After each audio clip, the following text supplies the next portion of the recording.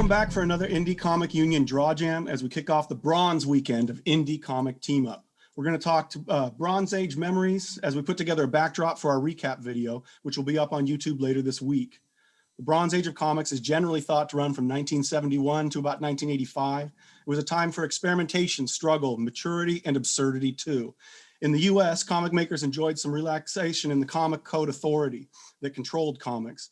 This brought back horror genres, adventure comics like Conan the Barbarian, and monster characters, vampires, werewolves. It infused superhero comics with a darker sensibility too. Comics were dealing with themes like drugs or death of major characters and questioning authority, all things that had been forbidden by the comic code that guided American comics from 1955 up to this point. The Bronze Age saw similar shifts on the other side of the Atlantic, where 2000 AD rose to prominence with dark, gritty sci-fi. Metal Hurlant showed what comics would consider cutting edge and sequential art for decades to come. Manga and anime in the Bronze Age demonstrated a depth of storytelling that American comics had yet to attempt to achieve, and brought many similarities as well as contrasts to the European brand of futurism on display in heavy metal or 2000 AD. I'm Bradley Littlejohn, the Seahorsey, and I make the comics Wiltworthy and Galactopera on Instagram. Today I'm drawing with some of my talented colleagues from the Indie Comic Union. Jink Beast, the fine purveyor of amazingly colored and textured comics featuring anthropomorphized pals Newbie, Tony, Alex, and way more. Say hello to everybody. Hi. Hi, everybody. Robot Fun Monster, Cat, Dog, Donald, now Karen even comes to play on the pages of Robot Fun Monster. Oh, hey, everyone. Gretchen Draws, fine artist, conservator, embroiderer, illuminator, and autobiocomicer extraordinaire joins us as well. Hi, everybody. Matt Draws D&D is joining us for the first time. Illustrator, comic maker, chef, both in life and in the world of D&D. Matt makes everything more fun. Hey. Connor Cottontail, our new Scottish correspondent and indie comic maker. Connor produces the chronicles of the wage slave hero Honeyhair. Hiya.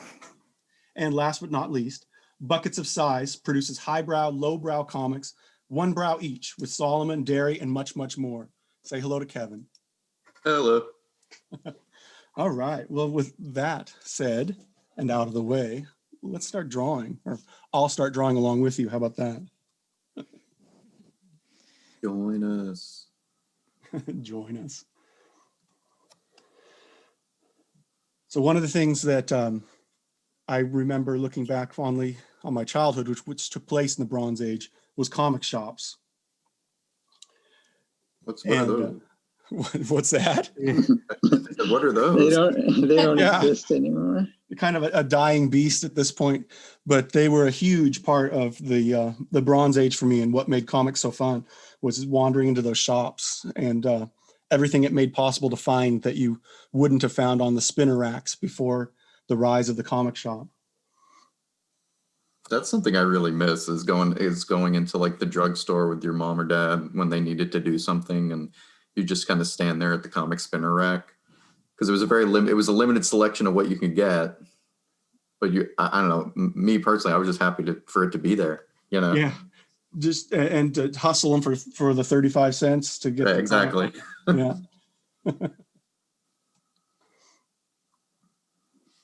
Well, as a kid, I'm 24, so 1996, so I'm well after the Bronze Age. The only place, and I'm well out of the way of cities. So I'm in like a small town, and there's nowhere. The first time I ever went to a comic shop, I think it was about 15. So your access was different, very different from ours. It was still so, a huge age for comics for you, but it wasn't. Where did you buy comics at? You could get them at like corner shops and places, but most of the time it was it's what Americans refer to as funny books. Like we've got the Beano, we've got the Dandy, and those are really big British staples, and they're all comedy based. There's basically no superheroes unless they're parodies. So it wasn't till like the internet started getting super popular that I even got into superheroes. So it was mainly like cartoons and things like that. And a lot of those stories are based of the Bronze Age. You mean on TV, like animated? Or... What was that, Robot Fun Monster? Oh, like animated cartoons? Yeah, like animated cartoons. Cool. The X-Men 90 series and stuff like that. A lot of their storylines are from the Bronze Age of that era, because it's that era where people would they just started realizing that they can go, oh, we can kill off characters and we can go and do drugs and stuff in comic books. We're allowed to do that, but then they didn't know how to change the tone of the comic book. Yeah. So the Aquaman cover that I used for my my cover, the Indie Comics team up, is hilarious. It's got the big Aquaman logo above it with a little fish queue, and it's got Aquaman crying over his son's corpse underneath it. Oh my God. It's like he's standing at a grave, crying over his son's grave. His wife shouting his superhero name at him, blaming him. And then right above it, it's got Aquaman and the little fish queue, and it's in bright orange colors. Yeah. How do I select this? I'm sorry. I'm having trouble. Wait. It's true. Like even the things that we hail from the early 70s that set that darker tone, like the Green Lantern, Green Arrow series that Denny O'Neil wrote. They're trying to explore. My word is a junkie.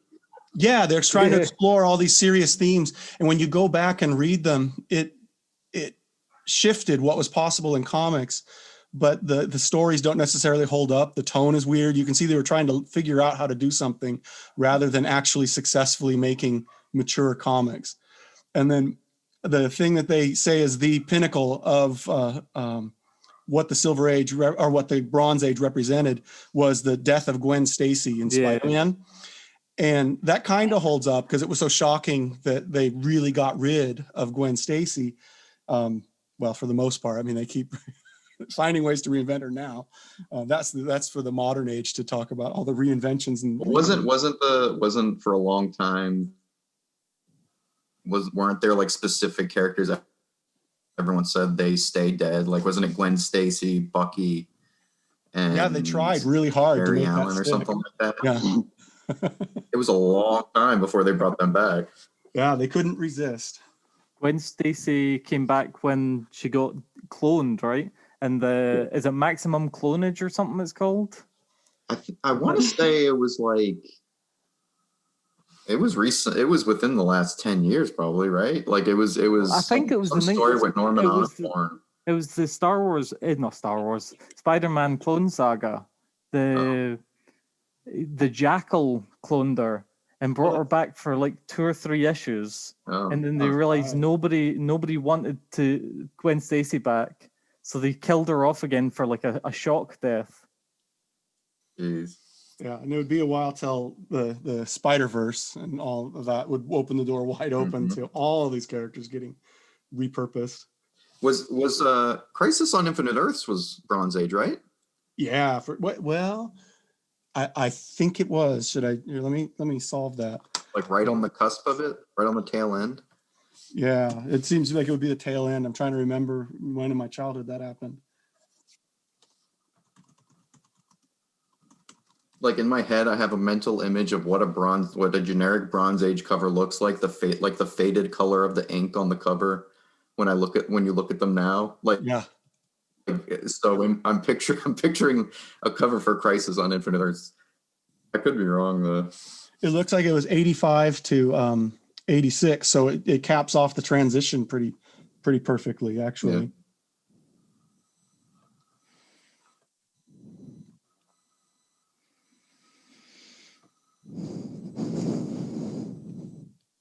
Actually, the Bronze Age was the toughest one for me because, like gold and to a lesser extent silver, they were like unintentionally funny to me. So I got a lot of ideas. They were so ridiculous sometimes. But bronze was more serious, so they weren't that funny. It was like I remembered there were monster comics, and then I came up with something. But Yeah, you came up with Karen. yeah, well, actually, I had that drawing of her like Attack of 50-Foot Karen or something in my sketchbook for like 2 months, but I didn't do anything with it. And then a perfect opportunity came with the monster comics from the Bronze Age.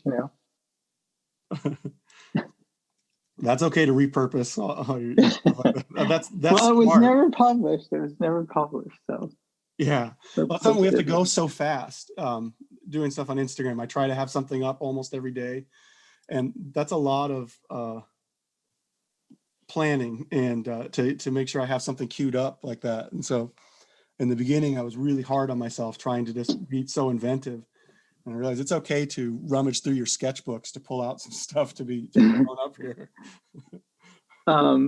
Yeah, well, actually, when I was for this thing, I was like worried about doing it on time, so I was like posting like pages of my sketchbooks and stuff as filler, so I'd have more time to work on it. But I don't know if everyone else does that or anyone else does that. I'm not posting anything else than these covers this month because I can't. I just don't have time. Right. And also in the covers, I try like harder to make them like look nice. I have to make research on the characters I have to fit in and everything. So yeah, it takes so much time. Yeah, I've been trying to keep at least like maybe 2 things a week during this. So like doing my cover on the weekend and then like trying to do at least one of my normal comics during the week. And like, that was a lot. That was a lot. I'll say that was a lot. Kind of more than I anticipated, but I found that the covers have been going pretty quick, but it's just getting the idea. That's the tricky part, the part that kind of takes the most prep for me, at least. I don't know if you guys have found that. Wait, say it again. The finding the cover to use? Yeah, or coming up with the idea, like yeah, like picking your cover, picking your concept, and like being like, okay, well, who can fit in this? What characters would be good for this? Whose personalities go with this, or what whose colors go with this? Like, I said to Jink Beast that I wanted to use her characters, but I didn't want to put them like when I did my Revolver cover because it's all black and white, and and like her characters are so colorful. And that's like one of my favorite parts of her work is like the color and like the really deep color. And so I wanted to do something that had that as a real part of it. And so I wanted to wait until I had like a really fun, like 80s cover to do. Totally. Looks really nice though. Thank you. Thank I'm you. so happy to see that. Yeah. I want those boots I made for Newbie. Those are really cute. The outfits, oh my God. You're so good. You mentioned Jink Beast's color approach. It's true. Like some of the creators, color is just foundational to their identity.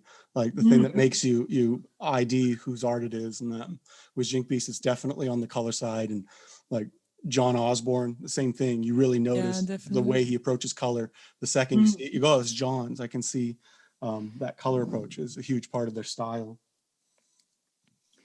Yeah, Mariana Furiosa too. Oh yeah, right. Yeah. The color, oh my God.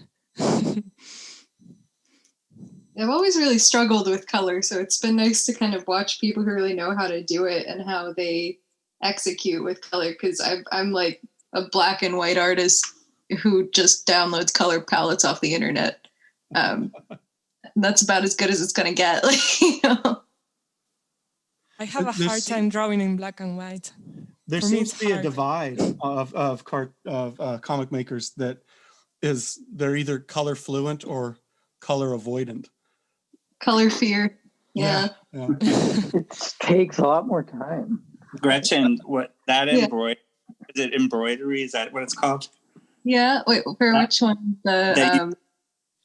You did this. It was so good. Oh my goodness. The one based on the painting? It was up, yeah. Oh my gosh. Thank you. So I mean, like that, I had like a model I was going from, so then I could just copy it, right? You know, like I could just kind of use whatever colors that they had, and I bought myself like the like 200, 500 like embroidery thread, you know, color thing, and I just like I have like so much embroidery floss in my house, and you can kind of just pick whatever color is closest. So like that one, Edward Burne-Jones did all the color work for me there, and that was easy enough. But then I loved how that came out. I was really happy with it. It was really, yeah, it's just really special.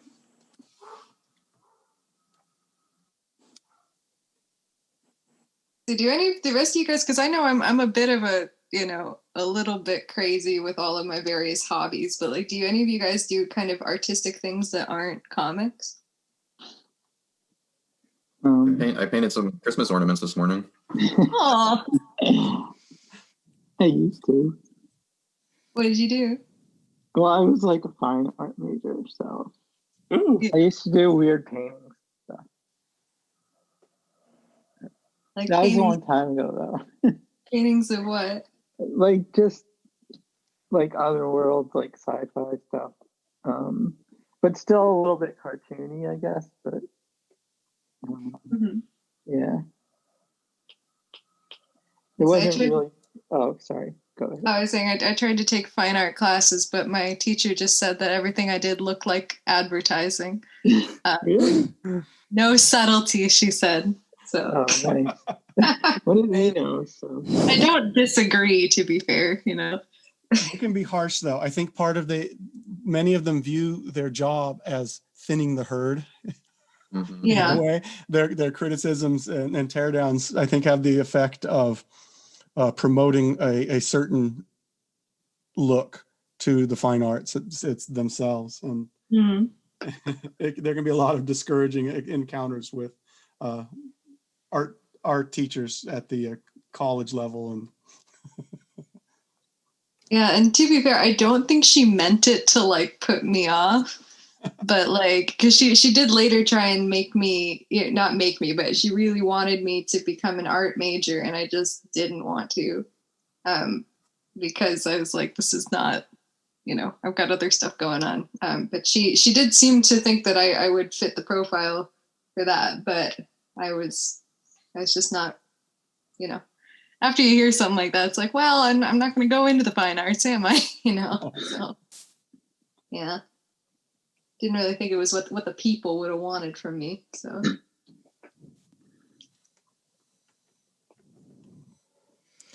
I think it's crazy the amount of things you can do though. Every time I see like on your Instagram things that aren't your, like the comics, it's like, oh, and she does this too? Oh my God. It's crazy. You're not alone in that. It's something that people express to me fairly often. They're just like, oh, are there any hobbies you don't have? It's like, well, Yeah, exactly. it's athletic, it's off the table, but other than that, you know. It's so good. Yeah. So what else are you guys up to, comic wise? I don't know. I have a lot of ideas, but I haven't fleshed them out yet. Like for different characters for different storylines. But yeah, that's one thing I noticed. The people who like stick to one set of characters and stay with that, they're usually more successful on Instagram or actually anywhere. Mm-hmm. Well, if you're doing like comic strip kind of stuff, I don't know about regular comic books. I think don't it's know if it's the effective same. to simplify what you're doing. It's something that I looked at too, and was to streamline and simplify what I was putting out on, at least on Instagram. I still have my own plans and projects that I'm working on that I don't publicize as much as for me, the Gallic Opera thing right now.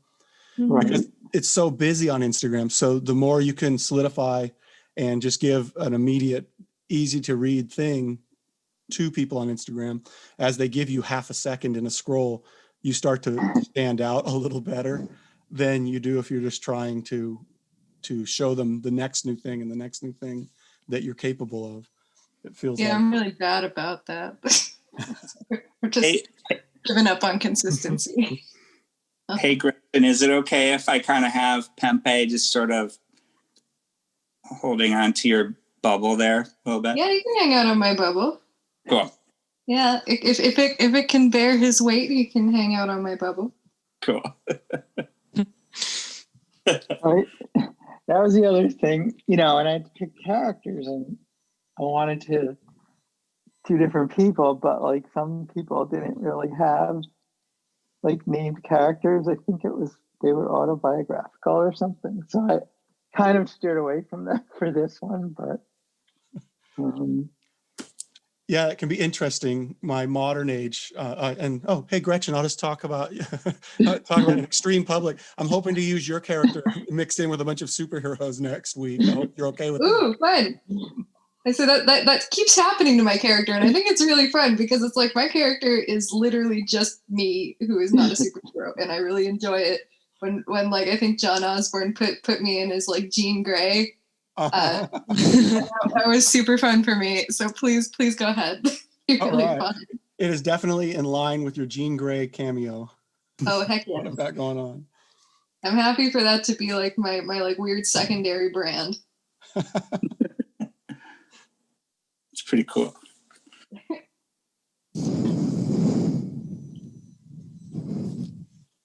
It's quite hard to decide what you want to do for the modern age one because it's such a big length of time and there's no real definitive like version of things. Yeah. I think I might be doing a VHS tape. Ooh. Oh, that'd be cool because I'm doing album covers, so you should totally do stuff like that. Oh yeah, that would be nice to diversify it like that. I went and I've been building the intro screens for the YouTube videos for our recap. And I've been definitely dipping into vaporwave looking stuff, with the fluorescent grids and things and 80s computer fonts. That sounds fun. Yeah, it's too good not to make use of. I say I found my album cover I want to do for it, but the album cover only has 2 people on it, so I kind of want to do like. I've got like 3 versions of this album cover I want to do. Wow. We'll see if that actually happens. But because it's the cover for Neutral Milk Hotels and the Airplane Over the Sea. Oh wow! You know that cover though, right? Like that cover. Yeah. Oh yeah. And like with the girl waving. Yeah. With the drum head, and so like I wanted to do one with Gorgonessa and Derry. Oh, that'd be awesome. And then I wanted to do one with Velour and Tweed. Oh, yeah. And then, I don't know, do any of you guys read, I'm trying to remember the guy's name. I'll look him up really quick because he's incredible. But one of my favorite like Instagram comic strips is Bagel High School. I've never heard of that. No. Oh, well now I'm adding that to my list to go check out. Bagel High School. It's so goofy and I love it. I'm trying to remember the guy who does it.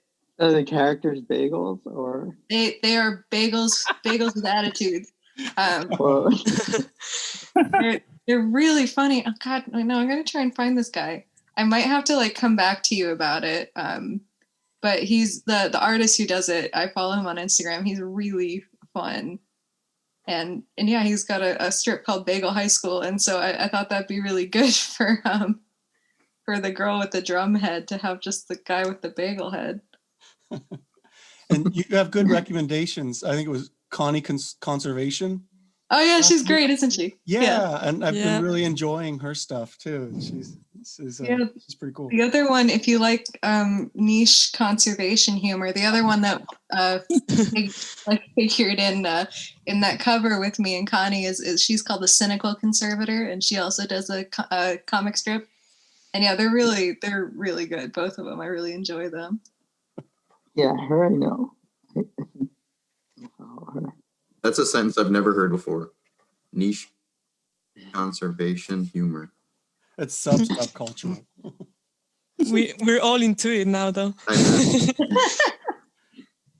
So yeah, you can all become conservators. I know you've all got good hand skills. So with the Bronze Age, one of the thing that stood out for me as a kid, or really inspired me and made me hang on to comics long past when most were letting go of comics, was those comic shops allowed me to see the independent comic makers.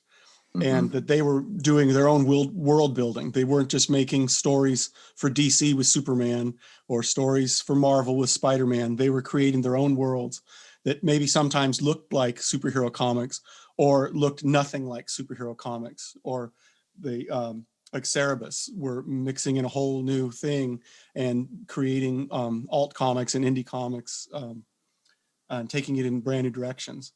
And so that was mind-blowing, and that Bronze Age experience led to all of us doing comics that aren't just riffs on spandex superhero stories.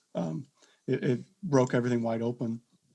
Did any of you have similar experiences like that? For me, it was walking into the comic shop and seeing the Elementals or Mage were being written by just, at that time, nobodies who are now prominent people, just doing their whole other world. Well, I used to I like James Kachalka. I don't know if anyone's heard of him. Oh yeah, American Elf.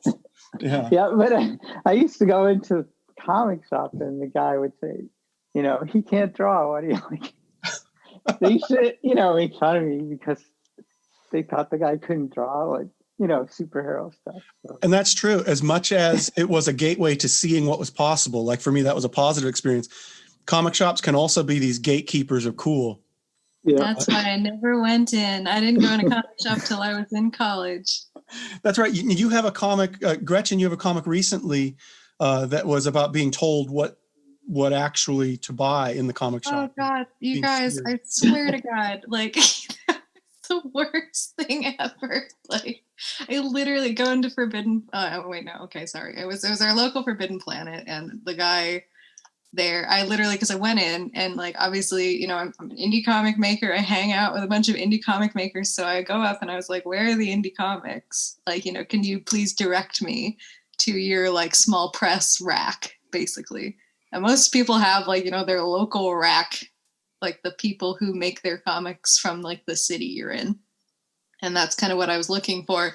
And this guy just goes on this whole thing and he's just like, oh yeah, do you know about Image Comics and Dark Horse Comics and they make the series, it's called The Walking Dead. It's very popular. I was like, are you kidding me right now? Seriously? That is exactly what I expect from Forbidden Planet. It's just as Forbidden Planet is it's like a fast food chain comic book store.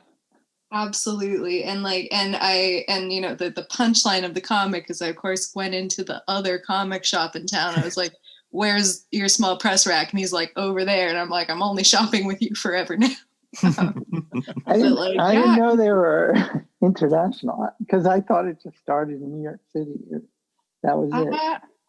There's one, I've been to one, actually, I think everywhere I lived in the UK had one, but I lived in London and I lived in Cambridge, and both of them had Forbidden Planets. London has their massive flagship one. Cambridge just has a normal one, and then Dublin has kind of a big one. But yeah, I don't really go there anymore. The only reason I was there was because they have a much bigger manga section than the other one. And so I was looking for My Brother's Husband Volume 2, and which was kind of hard to find at the time. And so they got it for me. So I didn't leave empty-handed, but I did get an earful. And the guy was like, yeah, have you read Mouse? Have you read Neil Gaiman? Get away from me. The one in Glasgow, they had a British indie comic section, and every single one is just omnibuses of Judge Dredd or in 2000 AD. It's these are the most famous British comics ever. They're not indie. No. I want the guy who lives in town who went to the print shop and brought you some copies. It's that's what I want. Where is that? I don't want, Neil Gaiman again. Mhm. It does not count. Not what I'm looking for. It's just bizarre that some places, even especially in Britain, where it's the most popular, 2000 AD is considered indie. Judge Dredd has 2 Hollywood movies. Just like, it does not count anymore. It's like, even if it's not published by Marvel or DC, that does not make it indie. Exactly. It's same with Spawn. Everybody, whenever you bring up indie comics, they always bring up Spawn. It's like Spawn is the least indie comic there is. Yeah. Well, and like, because part of the reason, one of the things I always go into comic shops looking for, and there's a really good shop if you guys are ever in London. Gosh is great. Shop is called Gosh, and it's incredible. And they have a great selection of like one-off graphic novels, like self-contained, just graphic novels that are not like part of a series. And I love those and I collect them. And so like, that's always what I'm in there looking for. And like, you're more likely to find those in some of the small press sections, and, cause they don't necessarily, DC and Marvel don't really put those out. Right. And so, that's kind of what I'm always in there looking for. And like, because of that, they're sort of just like, I'm sorry, are you actually like a comic person? Like, should you really be here? Jesus, leave me alone. They all have massive glasses and huge beards. Oh yeah, the guy I was talking to he had a backward baseball cap and like graying hair down to like his middle back, and it was just like in like a Batman t-shirt, and I was like, are you trying to be cliche right now? Because you're doing a really good job.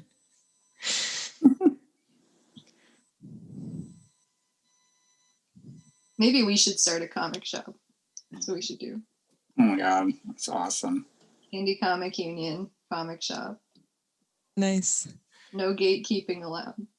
I would actually get some like help, because I'm learning. Like I don't actually know a lot of comics. So the funny thing, I would probably love to have been like told where to look, what to do.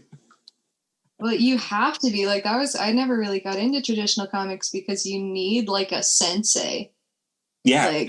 You need someone to like guide you through like, oh, don't read that arc is rubbish, and like this author is really good, but this one's really bad, and like, oh, the whole thing goes off the rails around here, so you should read this one instead. And it's like, and I didn't have that, so I got started in manga, because you go into manga and the first one's labeled 1 and the second one's labeled 2. Yeah, it's great.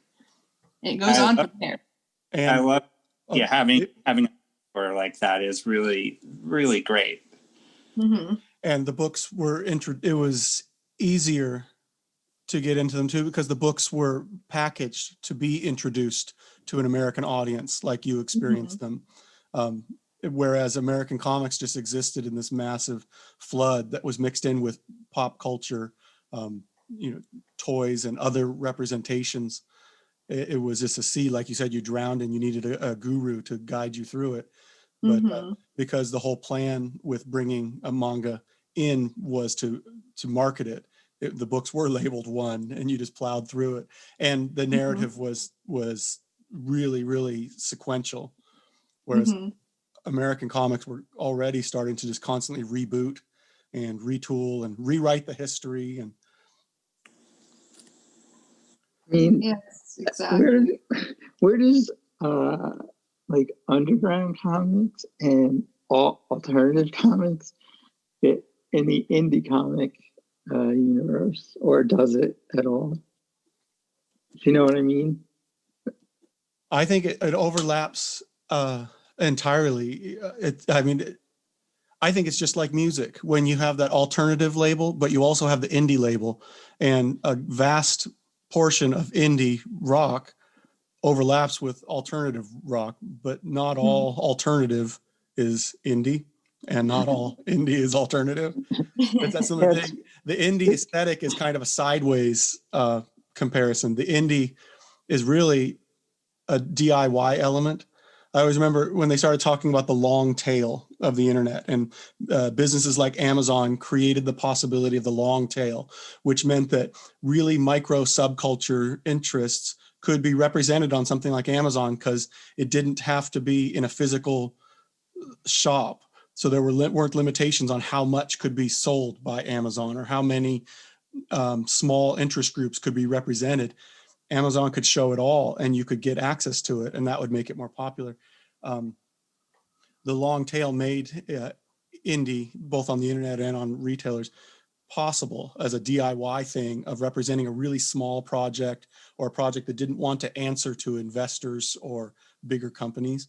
Alternative comics is a lot like that, but I think alternative can still be the way we were picking on Image Comics. Image Comics isn't indie, but a lot of what they do is alternative, not necessarily Spawn, or like Connor was talking earlier about Judge Dredd definitely is not indie, but I guess it's alternative in that it was part of that movement of Bronze Age to explode and try darker, more mature themes, things that aren't mainstream culture, whether you're in Europe or in America.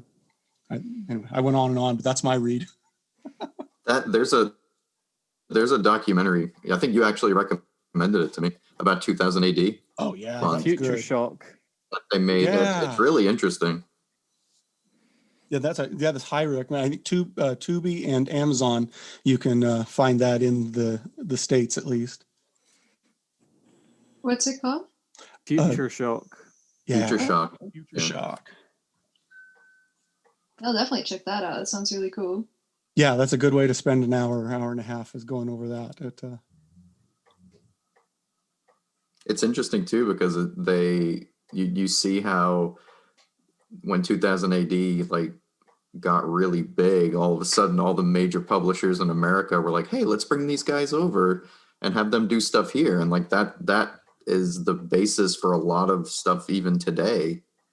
A lot of the stories that are still talked about to this day came out of that. Yeah, the deconstruction of 2000 AD was the definition of the modern age, right? Because they just stole all the success of the Bronze Age was sucked out of 2000 AD, and they had to kind of figure everything out anew because everybody went to the big money of DC Comics. I think the great thing about Judge Dredd and like specifically is he is not a hero in the slightest. He's not even got any anti-hero tendencies. He's an authoritarian. He shoots first, asks questions later, and he's the main character. Yeah, I don't know any other comics, even now, even post Judge Dredd, that have just a villain as a main character and still have a likable main character. Or at least people like reading it. yeah. Well, he was the rise of the anti-hero, right? Because we see him everywhere, and that Future Shock, if you watch it too, it's interesting because they verify you weren't supposed to necessarily identify with or even like Dredd, right? Because he's part of the problem in a way, and represents that fascist state and the thing that politically we're scared of and dealing with more and more. And yet the weird side effect where some people were like, yeah, Judge Dredd, and they identified with him and with his behavior of not taking any guff and being that what you would normally think of as a villain categorized as at least the protagonist of the stories, if not the actual hero. Yeah.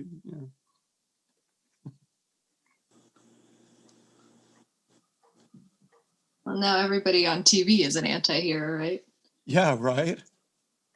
And that was something that was a shorthand for depth at this point. Yeah. So it's a thing to both embrace and react against is this realization that it's just another cheat to create a dark, brooding anti-hero.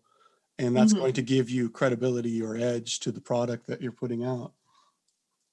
So I've kind of got a bit of anti-hero fatigue at this point. Yeah, me I too. don't think that's just me. Well, I think, yeah, the challenge, it is really challenging. I give a lot of thought to how do I create heroes that aren't boring, people that represent something that I want to see change in the world. My target market is young adult readers. And I think first about what the progression of my storyline is, what I want to convey, the change that I want to see happening in the world. And my story is built on top of that. And so it freaks me out constantly going, am I doing this right? Is this going to be relatable? Because these heroes aren't all dark and broody and edgy, or if they are, they're making these mistakes that have to be atoned for by these other characters. It's really hard to write positive characters or characters that believe in something.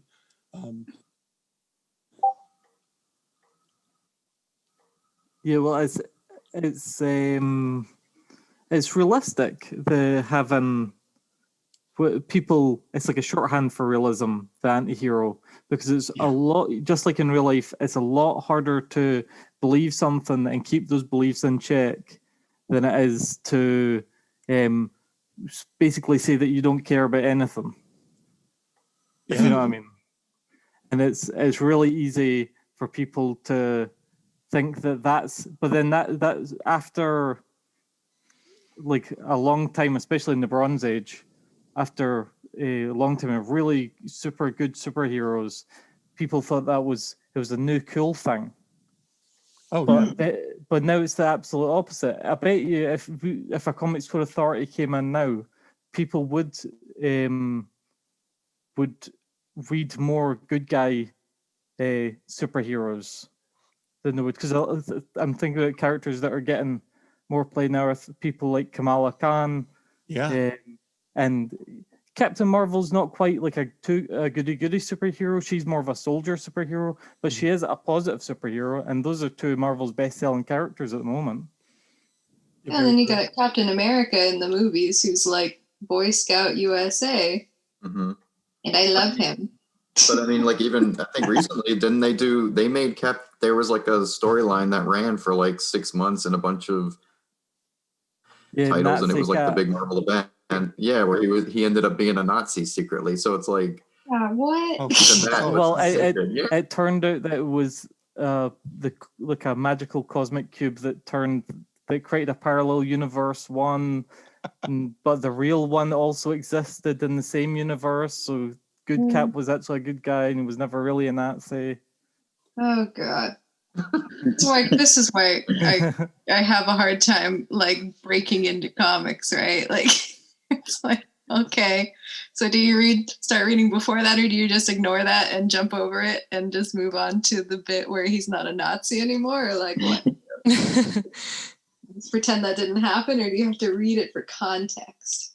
Well, it's the reason I think independent comics are important is that the big corporate-owned comic entities have to continue to recycle because it's too big of a risk to create really new things. And even when we're dealing with Kamala Khan and stuff too, they're taking risks, but they're really calculated, really safe risks for them. Whereas indie comics, the story is small and you're starting and taking these chances to build something. It is able to be more current and more vital and more responsive to culture, and not be this huge burden of, when do I start reading Captain America? Do I have to get some recap volume, or do I really have to jump in at the point where Cap is a Nazi for the summer? Yeah. Well, it's Marvel has been doing that a lot recently, and DC was bad for it in the early 2000s, where they would have a dip in sales, so they would think, oh, we need a big event. But that big event automatically always changed everything in the DC universe, which meant all the issues before, like all like Infinite Crisis and all the Crisis stuff. Reboot. They had Secret Wars right after a different reboot event in Marvel within like 2 years. And that both of those completely changed the whole Marvel universe. And they still expect people to follow along. Yeah. But the biggest problem that they have is that they keep pushing out comics that they know for a fact aren't going to sell, and then they react to those comics not selling by thinking that, oh, we're doing something wrong with the comics.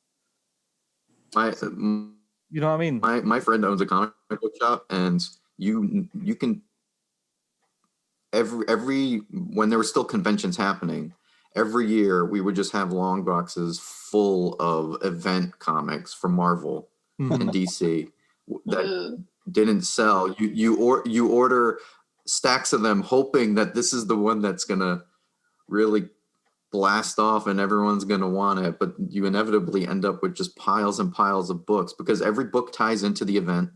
and it's just, it gets overwhelming. Like there's a fatigue for it at this point, I think. And it's a different market. We think of Marvel and DC as the core of comic books, and particularly in the United States, and Image as well is a big part of it. But the actual sales of other forms of comics, of indie comics, manga comics, comics that are published by book publishers, dwarfs the industry that Marvel, DC, and Image represents. I think just the three authors from Scholastic, their three main ones, outsell the whole industry of DC Comics and Marvel Comics and Image Comics combined. Just those three authors coming from them. And I think manga is the same thing. The sales are huge in the States, just in the States, so much more than what we have of those. And yet when we think of comics, we think that the industry is dominated and run by that. And, you know, to be fair, the movie industries and the toys and the tie-ins and all that stuff, it is a huge industry, but the books themselves, Marvel and DC, aren't really the inheritors of greatness and destiny right now in comic books. I mean, honestly, at this point, the movies inform the comics more than the comics inform the movies. Everything done in the comics now is based around what happens in the films for the most part. I mean, characters are changed. I guess this is a discussion for the modern age. Yeah, but yeah, I guess, yeah.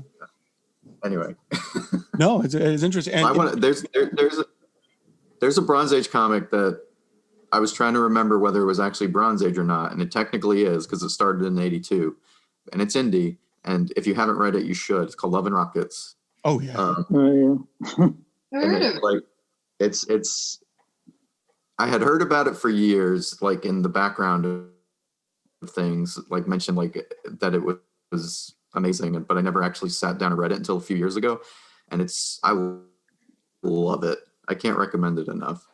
And it's the Hernandez brothers, right? Yes. Yeah, the Hernandez brothers, and they each kind of have their own little worlds that they built. Each brother has their group of characters and worlds that they create in, and it's fantastic. Yeah, it's good stuff. And that's that thing that I guess where I was headed to was the evidence is indie comics might not get all of those all the screen time, the credibility that we think Marvel and DC drive the destiny of comics. But really it is that indie possibility is heavy for the future. We do grow up as indie artists as we climb the ladder of success to move into the book industry.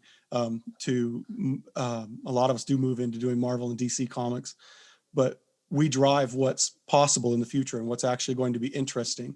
Whereas Marvel spins its gears trying to absorb the best of what's coming out of indie comics. Oh man, does anybody know anybody at Scholastic? Can we get in touch? Yeah. Well, years ago they used to do a drive to get published by them. They have a pretty good stable, but the good thing is all those other publishers that are chasing behind them, because doing YA books is really good business and it's a really great direction if you're willing to do that kind of content. There are active opportunities that way. In fact, if you want to be making a living doing comics, that's the direction to move in, is YA. You can get agents, contracts. That's where to go. Sorry. I just wish someone would set up a Scholastic book fair for me, so I can go with my $5 and look at a table full of awesome and buy Captain Underpants. Well, Kevin, your kids are just starting school, so you get right into that world of all the Scholastic book fairs happening. Yeah. We just got to get past the pandemic. Why does your dad show up for every book fair?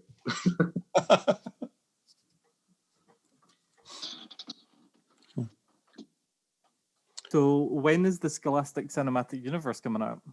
We've already. I guess it kind of has. It's already kicked off, right? Because Dogman. Harry Potter. Oh, that's true. And I guess the Goosebumps books are also Scholastic.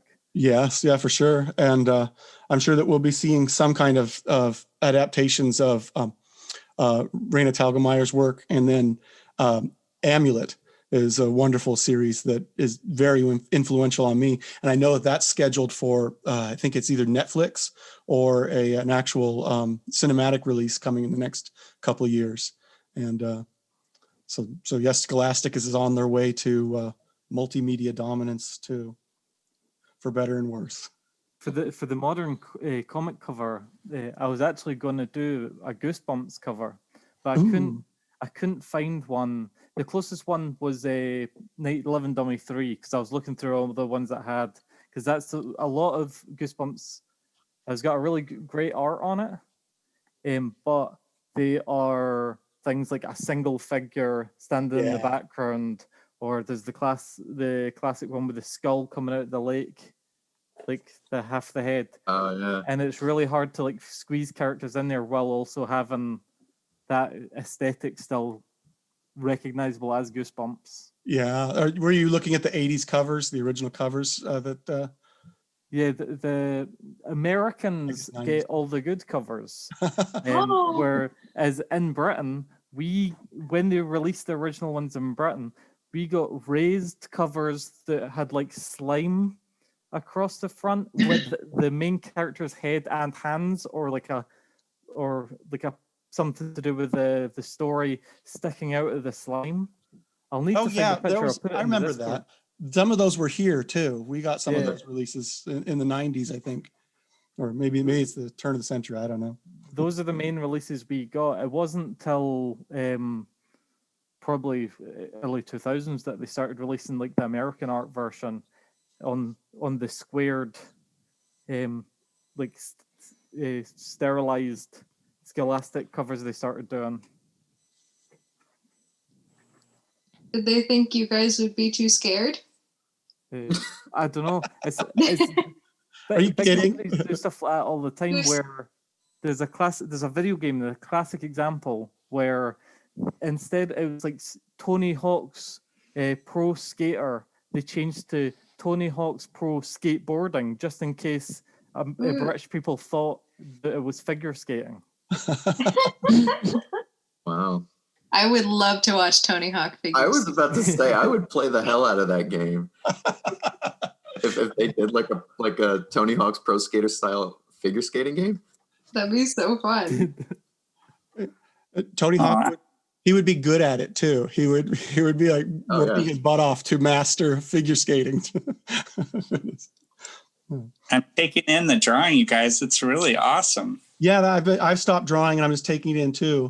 We'll go about 5 more minutes and then we'll cut off, and I will we'll wrap up. I'll make this into a time lapse and a post of its own that we'll use for the recap. Sounds good. I'm trying to fill my corner. I got really into coloring my bronze armor, and then I forgot to fill my corner. So I'm really missing a bucket fill tool and some selection tools with Magma Studio. It's pretty great, and it seems to get better every week, but there are some things that I'm missing. It's like, because I tried to select and move something earlier. I'm doing this on my iPad, and I tried to select and move something, but then the selection tool would not deselect.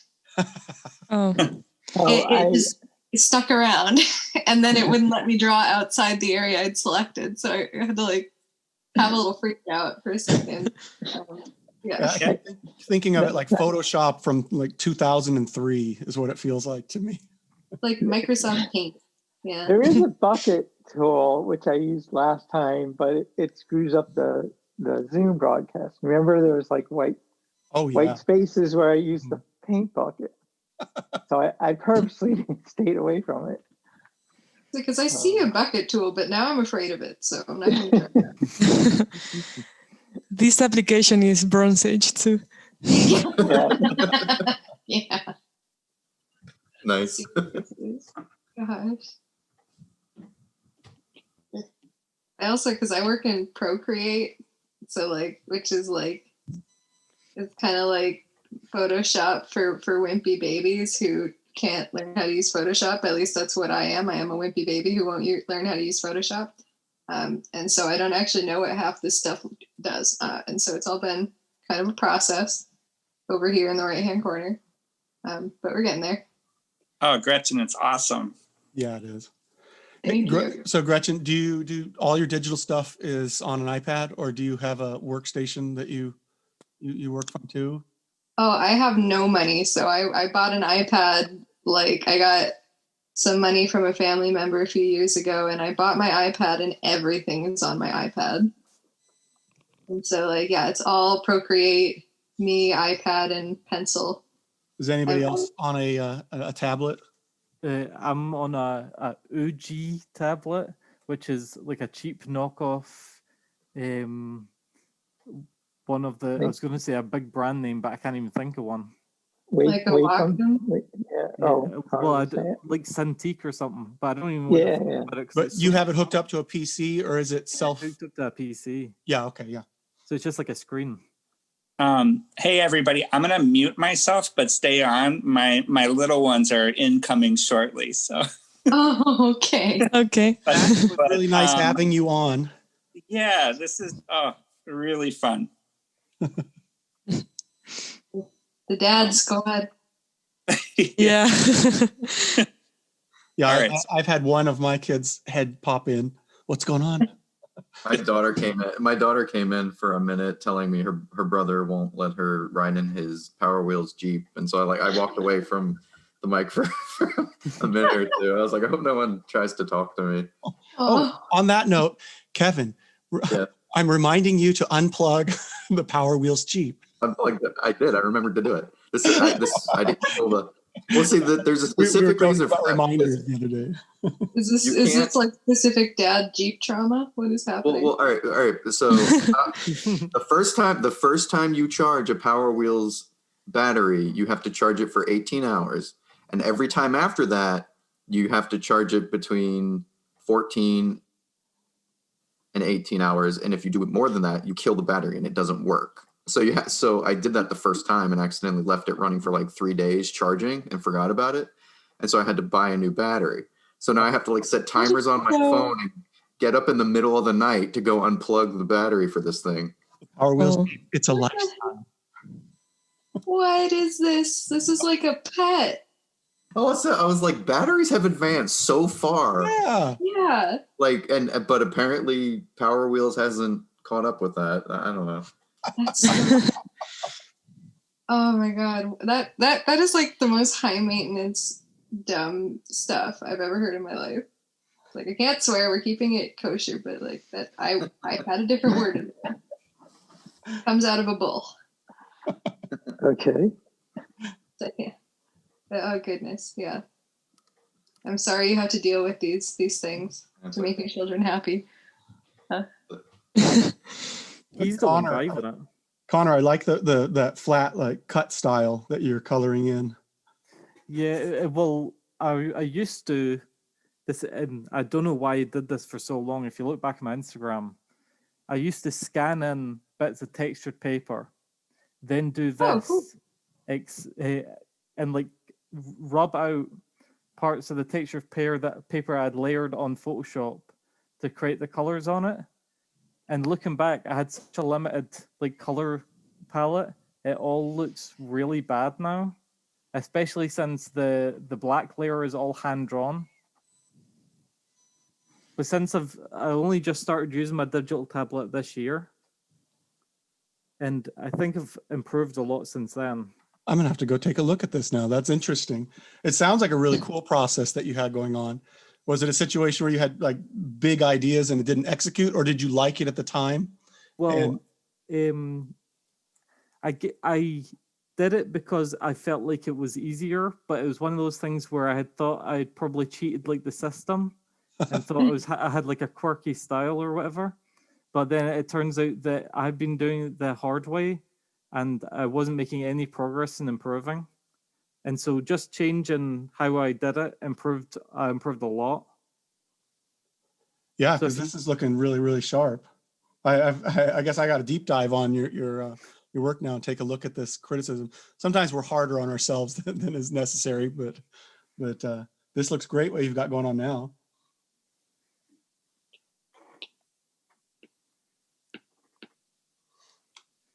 Oh, I see Robot Fun Monster. I see you've worked in the like and subscribe.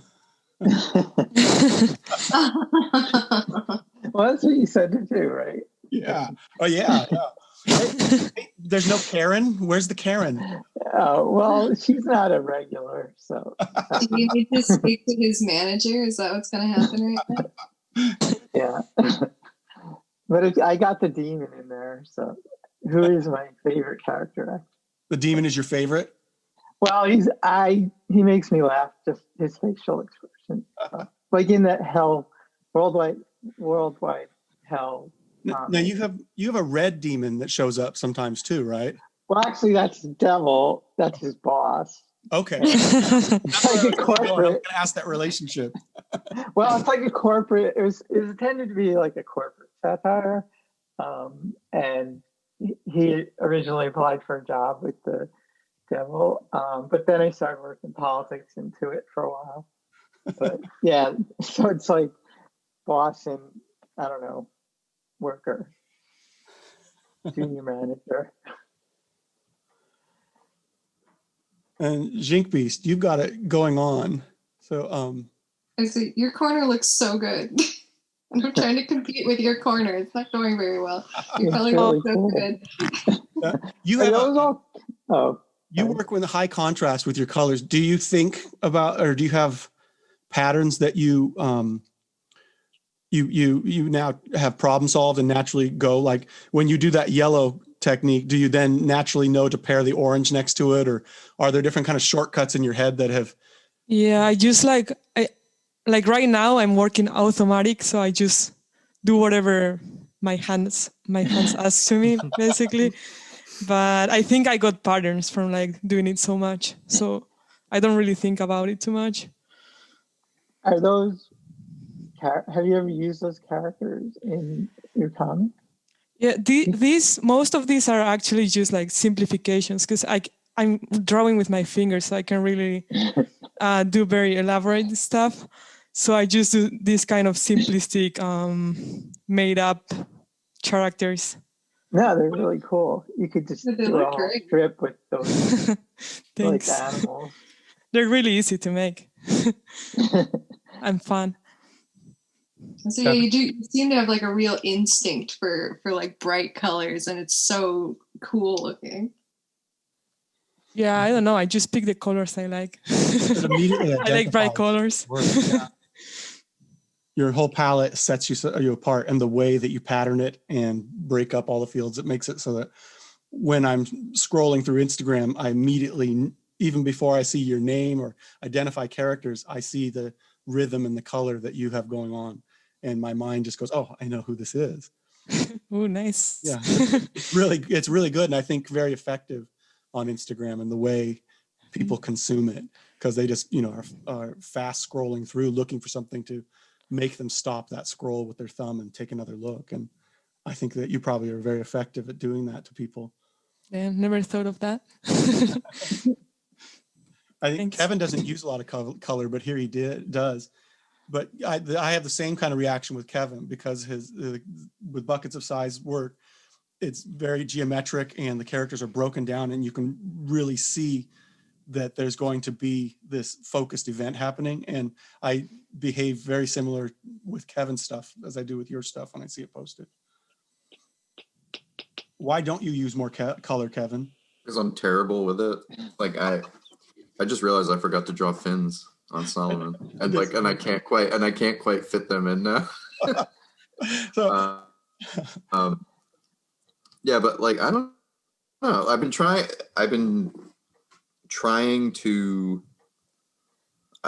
contemplating using more color, because all my dairy strips that I'm drawing, like I'd like to collect them at some point. Yeah. And I do want to add color to them. So I've been goofing around with it on the side, not really posting anything with the color, but I plan on doing it in the future. But I really just like flat colors. Like I don't really like using a lot of shading and stuff. Yeah, I think flat style will work for you, and I think you demonstrate a lot of cool color stuff. Particularly, I was stalking you and looking deep in your archive a month ago, and saw you had a lot of color going on. Like when I first got my iPad, like I would just use Procreate and just I would just draw whatever, like just learning the different tools and stuff. Mhm. But like I moved away from using a tablet. I've been drawing everything on paper for the last couple years, and I'm so afraid of coloring paper. You know, it's because it's so permanent. Fading And the final. Yeah. and then you know, and then I just never got used to coloring digitally. But like I said, I'm trying to figure out how to get good at coloring, on scanning in my inks and then coloring them. Yeah. I really feel you on the being too scared to color paper. It's like, no, I'm serious. Like when I am a traditional, like in my traditional work, if it's illustration work, like figurative work, it's almost always black and white for the same exact reason, because I'll make this line drawing I'm really happy with, and I'll be like, ooh, I could ruin this with color. Or, or I can just not touch the color at all. And I pretty much only use color. Like I do sometimes. I've been working with some watercolors to try and get a feel for them, and I'm getting better. But pretty much only use like color and like my embroidery and illumination work, because that's all very prescriptive for the most part. Like with illuminations, you don't really blend. Like it's just sort of you put down a color and then you put a different one on top for details. You're filling your fields, and then and like even the details are just flat colors. Mm-hmm. And well, it's like like Connor has that cut style. I call it the cut style. I think like the Wind Waker and that kind of thing, where you can see that there's your base tone, your shade, and your highlight. And like cell shading. Yeah, cell shading. Yeah. That's a good way to use that. A lot of people describe it as stained glass. Yes. In fact, I left a comment this morning saying your cover looked like stained glass. It does. I get that all the time, and I take it as a compliment. Yeah, it is a compliment. Stained glass looks nice, but most stained glass windows are like fragments of color, like triangles of plain color. Mm-hmm. So this is much more of like a collage, like paper cutout or cell shaded one. It's just bizarre that that's the one that everybody comes back to. Well, I think even like Gretchen was mentioned Edward Burns-Jones just a little while ago, and that kind of stained glass is a lot of what I think of, where he was carefully using and even painting the pieces of stained glass that he was doing in his installations. And so there is like that, the straight up arts and crafts stained glass doesn't quite get what you're going for, but some of those masters like Jones certainly does. So masters, I'll take that. Yeah. So you're in company, although I think it also might be the combination of kind of the cell shading with the really like intense thick line work, because it does kind of look like the soldering between the glass panes. So it's like it's not just the shading. I think like the thick lines as well. And it's not a bad thing. It's actually quite a good thing. I think it looks great. Yeah, tell that to any art teacher. They'll I have been told off a million billion times during like art classes when I was in college. I did design because I couldn't get into like illustrative courses. Really? Yeah. Like your portfolio wasn't getting you in? Is that? Yeah. Well, it was one of these things where my portfolio wasn't that great, but mainly because I was just out of high school. Sure. Mm-hmm. And I'm 24 now, so this is I'm finally at a level where I'm happy to be putting things out like publicly. It wasn't till Instagram's great where you can just keep posting things. I basically posted everything that I made since probably is it 2016? I think my thing goes back till, and it gives me every so often I'll look back and I'll go, wow, I really was crap back then, but now I'm better. Yeah. Well, that's part of that driving process too, because the people that always love what they're doing, they often don't have good perspective or drive to get better. And they just keep doing the same thing, whether it's successful or whether it's a mistake. It just becomes like this journeyman thing that they just slog through. This is how I do characters. This is how I color. I think with everything, I've got like a week. There's an expiration date on all my art where I'm super excited about a piece that I've done, and then in a week I'll notice something about it and I'll go, I hate this. I never want to look at this again. Oh God, I'm the same exact way, where it's like I'll be like really thrilled with myself and I'll be like, oh man, this is the best thing I've ever made. I absolutely love it. I am an artistic genius. And then yeah, like a week later, I'm like, well, this is shit and I gotta do it again. So, I did that the other day. Like I posted a picture and I was like, man, it was just like a little black and white sketch, but I'm like, man, I really like how this turned out. And then I looked at it again and I was like, oh man, one of the arms is kind of a lot longer than the other arm, but it's on ink on paper. Like, what do I do? So I ended up scanning it just so I can edit, like, just so I could feel better about the fact that like the arms were the same length. It just bugged the crap out of me. Yeah, I mostly, I don't care about the drawings, it's the words, the writing. I'm always like, oh, I should use a different word or, sentence. So that's what bothers me after Your the regret fact. comes on the storytelling side. Wait, what? I said when you have regrets, it comes on the storytelling side of things. Yes, all the time. Well, so those characters that you drew, are those your normal characters? Like, are they killer robots? Or I just noticed the same. Mostly the last half a year I've been posting Galactopera stuff, but the main thing that I work on is Wiltworthy. And so these are some of the robots that exist on the other side of this portal, bad guy robots that are temporarily good. So there's the Rovers, there's a whole bunch of dog characters that I use for comic relief. And then the Moog Man is how I think of him. He's a big old 70s looking like console flash robot that I do. And they don't really get along. I would think of it like a R2D2 and C3PO sort of relationship where one's really fussy and doesn't like the dog things that are around it.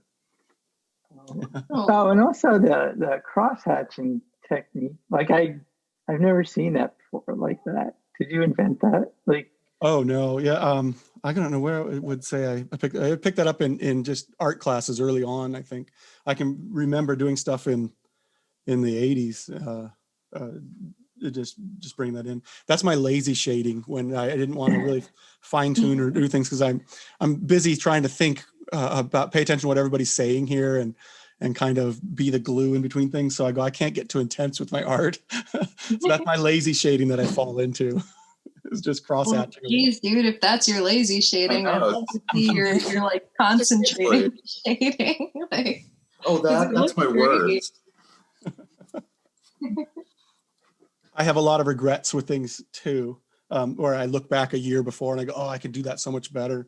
But the me wanting to do comics is because I like working with kids with art.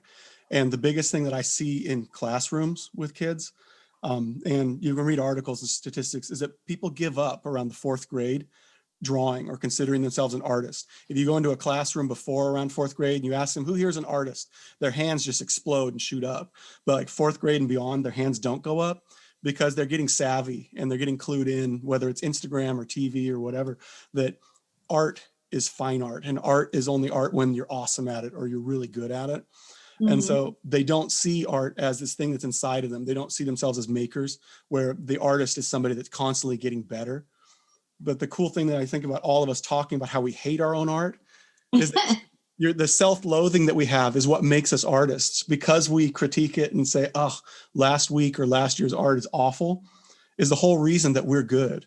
Why all of us are perfecting our craft and getting better all the time. And so everything I do in Wiltworthy is about that core message that we need to take back art from the people who have stolen it from us, the Marvel, the DC, that want to recycle it and sell it to us, that it is ours. And that process of sucking at it, but then sucking a little less next week, is inherent to indie comics and to what art should be. And I think the whole world would be a lot better. Have I told you my theory about why art keeps getting defunded? You know, like aside from the fact that people are insisting that it doesn't pay. Yeah. Like, I think a lot of people feel left out. Like, yes. For the reasons that you're saying. It's just like at some point in their life, someone said, you can't do that. You're bad at it. You're bad at drawing. You're bad at singing. you're bad at playing the violin, whatever it is, you know. Yeah, And the like arts are we sort gatekept. of, yeah, well, it's like, but they sort of get this idea that it's like you're only ever good at art because you're born good at art. And like Oh, my yeah. sister is an opera singer. She gets this all the time where it's like she has been working on this for years and she's incredible. But it's because she studied and she worked and she learned and she worked on her craft and she took lots of lessons and she sang a whole bunch over years and years and years. And now, yes, she's very good. But people are just like, oh, aren't you lucky that you were just born good at that? And she's just like, well, you know, and I think art's the same way where like people don't see it as like a skill that you can learn. They see it as like a talent you either have or you don't. Yeah. And if you don't have it and you feel excluded from that, why would you fund it? It's like, no, put money in math that people can learn math. You know what I mean?